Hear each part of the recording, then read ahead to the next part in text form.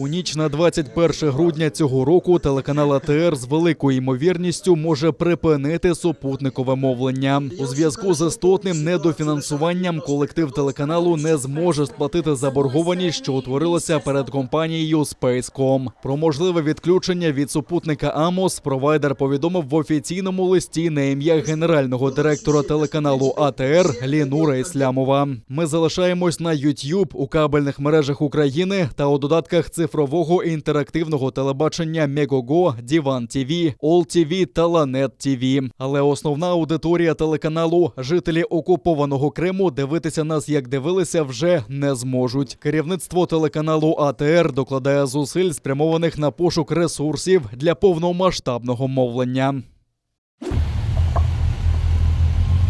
Україна буде форпостом НАТО у випадку повномасштабної війни з Росією, навіть не маючи членства в Альянсі. Про таке заявив президент України Володимир Зеленський під час спільного брифінгу із генеральним секретарем НАТО Єнсом Столтенбергом. Російська Федерація і деякі європейські країни мають зрозуміти масштаби можливої військової ескалації щодо України з боку Росії, додав Зеленський. Він розраховує, що країни-члени НАТО у питанні євроатлантичних перспектив України відштовхуватимуться від позиції та вибору українського народу, не піддаючись на погрози та так звані червоні лінії інших держав. Його підтримав генсек НАТО Єнс Столтенберг. Він заявив, що Північно-Атлантичний альянс не піде на жодні компроміси щодо права держав на вступ. Ми точно розуміємо, що якщо буде повномасштабна війна, то ми розуміємо кількість тисячі, сотні тисяч, мільйони жертв.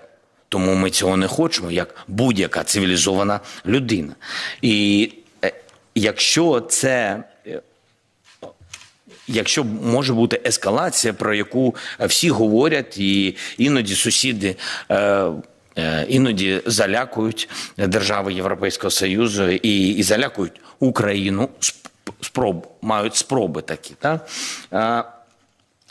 Це виглядає достатньо провокаційно, і це виглядає достатньо небезпечно. І тому ви кажете, що НАТО не повинно Україні нічого. НАТО буде, якщо не вистоїть наша армія, повинна всім своїм країнам. Тому що НАТО зберігає саме країни-членів НАТО. А сьогодні форпост такий – це Україна. Україна, яка не є членом НАТО. Ми є солідарними з Україною і продовжуємо підтримувати її зусилля, щоб стати членом НАТО. Ми також надсилаємо дуже чітке послання про готовність говорити з Росією, оскільки діалог є особливо важливим у складні часи, як зараз.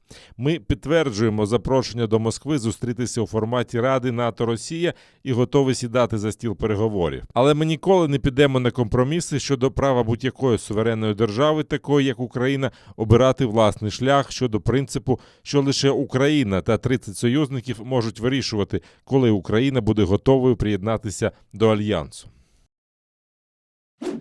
Парламент ухвалив у першому читанні закон про підтримку політв'язнів Кремля. Він має регулювати статус та гарантії людям, позбавленим свободи внаслідок збройної агресії проти України. Він стосується військових, що потрапили у полон, цивільних заручників, ув'язнених з політичних причин та членів їхніх родин. Закон передбачає створення спеціальної комісії при Міністерстві реінтеграції тимчасово окупованих територій, яка вирішуватиме, кому надати статус політв'язня.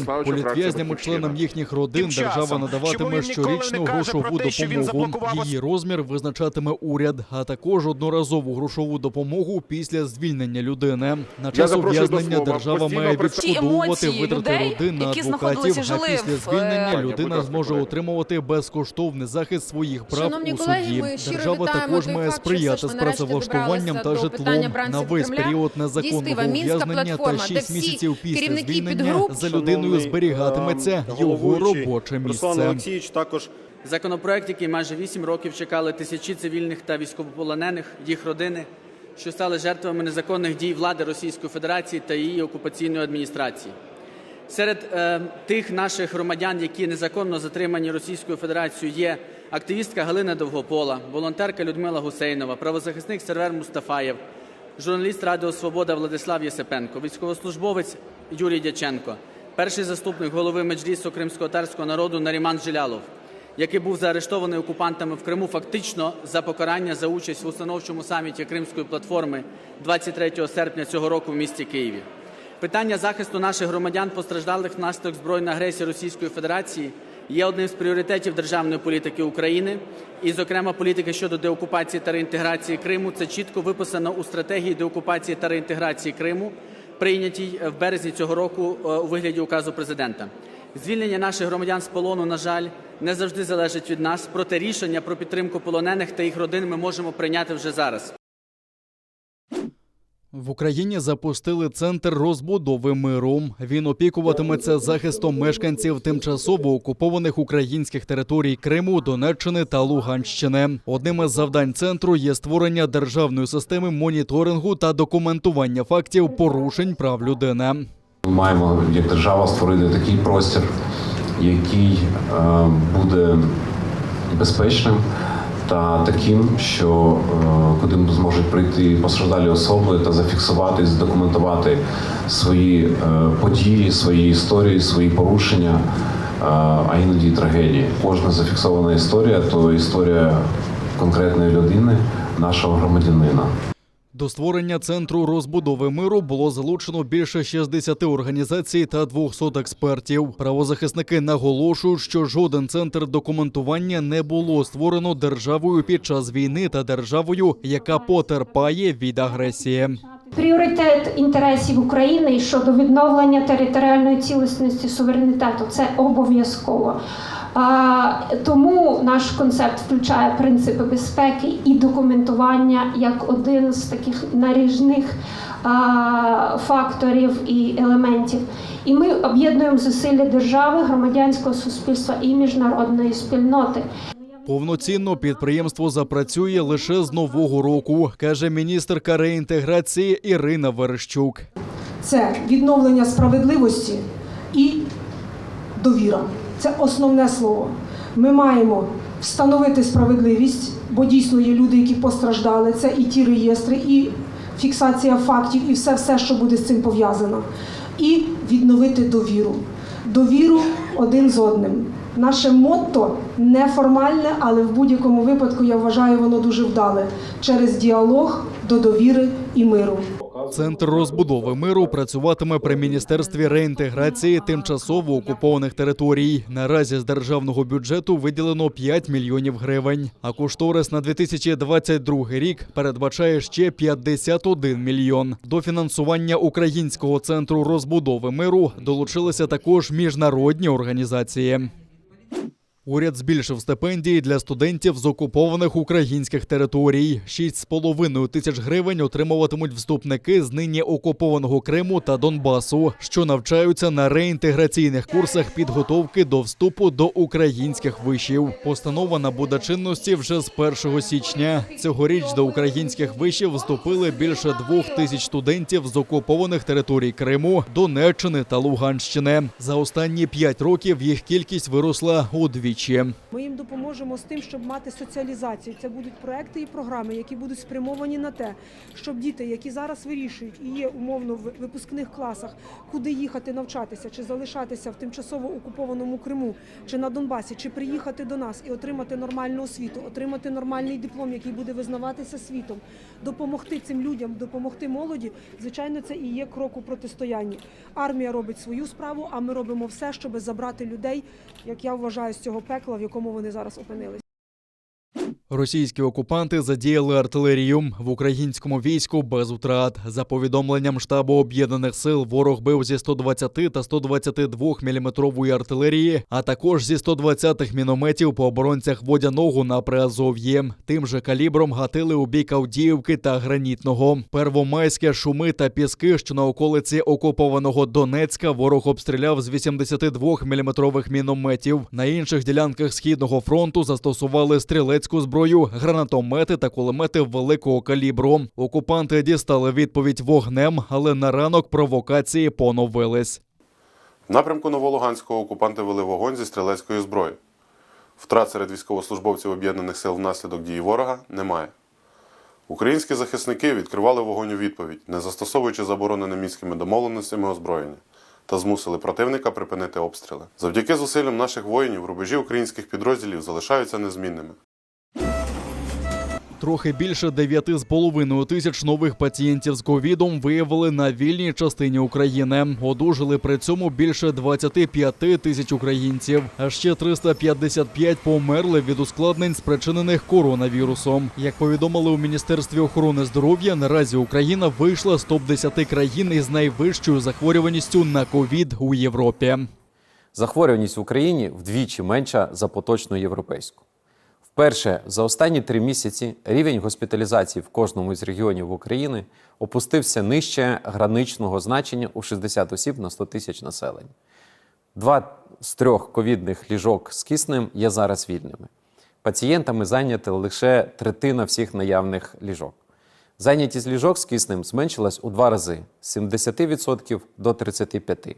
Також міністр Ляшко заявив, що Україна закупить таблетки, які допоможуть запобігти ковідним ускладненням і госпіталізаціям пацієнтів із груп ризику. Препарат Paxlovid розроблено компанією Pfizer. Результати дослідження ґрунтуються на показниках близько 1200 людей. Зазначається, що жодна людина у дослідженні, яка отримала ліки, не померла. Таблетки Pfizer слід приймати разом з противірусними препаратами двічі на день протягом 5 днів після появи симптомів. Законтрактовано до закупівлі 300 тисяч курсів лікарського засобу.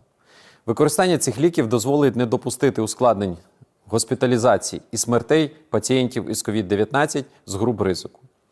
У листопаді 2021 року виробник цих ліків, компанія Pfizer, оголосила результати клінічних досліджень.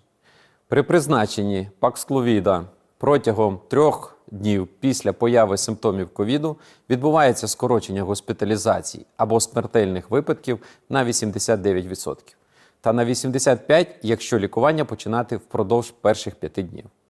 Тим часом окупаційна влада Криму звітує про подальше зниження захворюваності на півострові. За минулу добу вони нарахували ще 328 нових пацієнтів з ковідом, а ще 28 людей від ускладнень померли.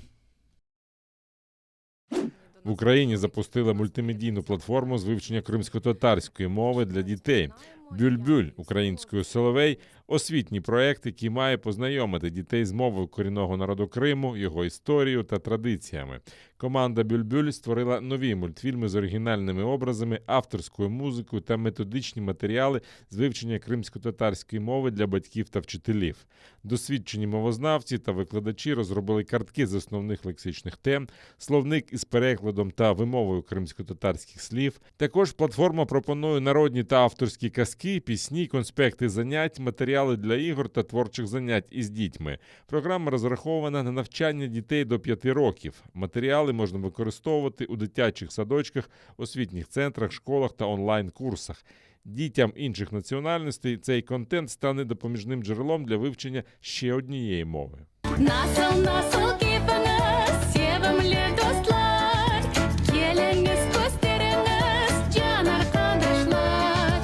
Зараз питання кримськотатарської мови дуже актуальне та важливе, тому що у списку ЮНЕСКО кримськотатарська мова входить до мови, яка під загрозою зникнення.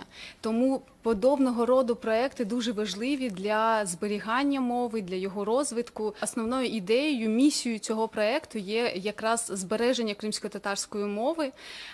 І хочу також додати, що мова взагалі це не просто спосіб комунікації, це насправді такий шлях, коли через мову ми отримуємо якісь культурні коди, якісь традиційні коди. Ми розуміємо, що таке ідентичність. І саме з мовою все це і дитина, і людина взагалі отримує. Тому для нас цей проект дуже важливий.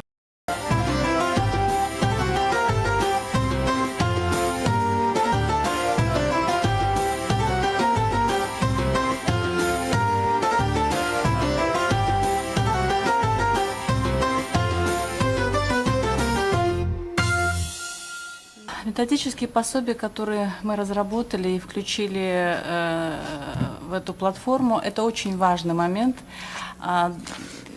так как мы рассчитываем, что этим сайтом будут пользоваться не только дети, их родители, но и воспитатели. Сегодня это очень актуально, потому что мы готовились, мы анализировали, мы проводили опросы и понимаем, что сегодня школа полностью не может помочь восстановить крымско-татарский язык. И, скорее всего, это будут делать частные маленькие группы, организовываться в местах, где живут крымские татары в Крыму. Собран, наверное, уникальный конспектный материал, где воспитатели с опытом собирали в течение нескольких лет, может быть, десятка лет конспекты, и теперь уже ими можно воспользоваться и проводить небольшие уроки для маленьких детей, для обучения крымско-татарскому языку. Бір заманда бар екен, бір заманда yok екен. Ondan da gayrı çoban da avga çıkmağa seviyor екен. Коли ми говоримо про інформаційну політику, про інформаційну реінтеграцію, то я переконаний, що такі проекти, зроблені спільно із громадськими організаціями, з бізнесом, з спільнотами і державою, є важливою запорукою, щоб ми завжди тримали в важливому фокусі як тематику Криму, так і тематику кримсько-татарської мови, кримсько-татарського народу. І це було до повної деокупації Криму.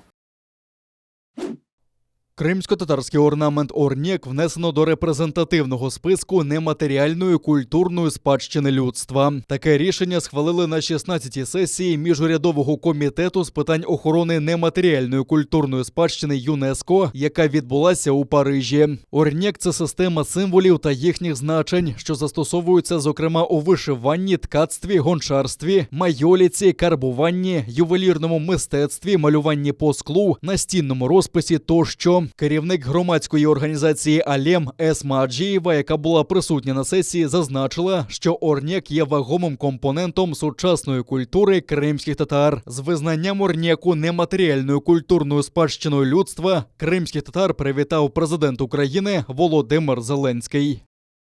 Вітаю кримсько-татарський народ і всю Україну зі знаковою перемогою. ЮНЕСКО внесла традиційний кримсько-татарський орнамент Орнєк до репрезентативного списку нематеріальної культурної спадщини людства. Це гідне визнання самобутності Кремли та краси культурної мозаїки України.